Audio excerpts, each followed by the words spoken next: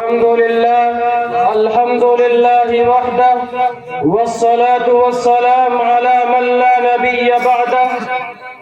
قال الله تعالى: ادع إلى سبيل ربك بالحكمة والموعظة الحسنة. وقال الله تعالى في موضع آخر: لا إكراه في الدين.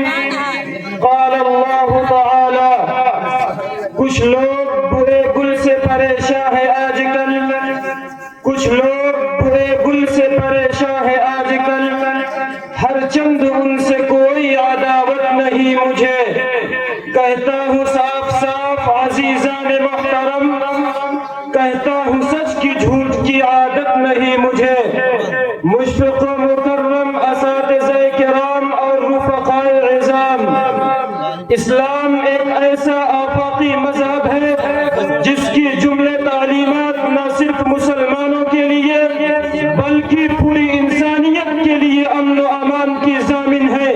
اسلام میں جہاں ایمان و یقین، زہد و تقوی، عفت و پاک بازی، شرم و حیا، عدل و انصاف، عفو و درگزر، رحم و کرم، دیانت داری، خودداری، محبت و شفقت، حق گوئی و بیباکی جیسے اخلاق حسنہ کی ترغیب ہے، وہی تمام رذائل سے دور و نفور رہنے کی تعلیم بھی ہے.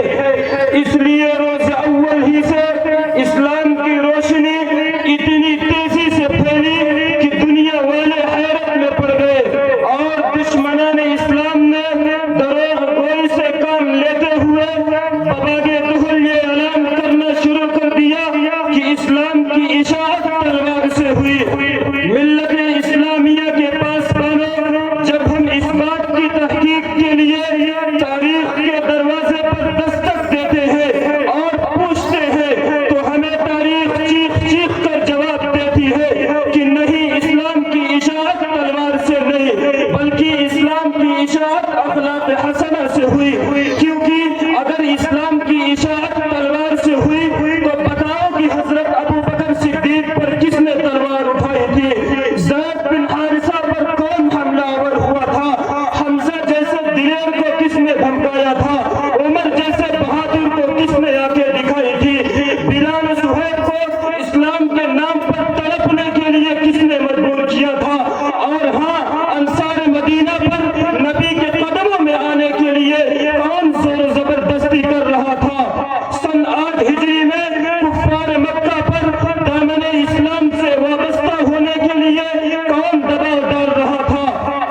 اسلام پر کیچڑ اچھالنے والے، بتاؤ کہ انہوں نے اسلام تلوار کے زور پر قبول کیا تھا یا اخلاق رسول اللہ صلی اللہ علیہ وسلم و صحابہ سے متاثر ہو کر؟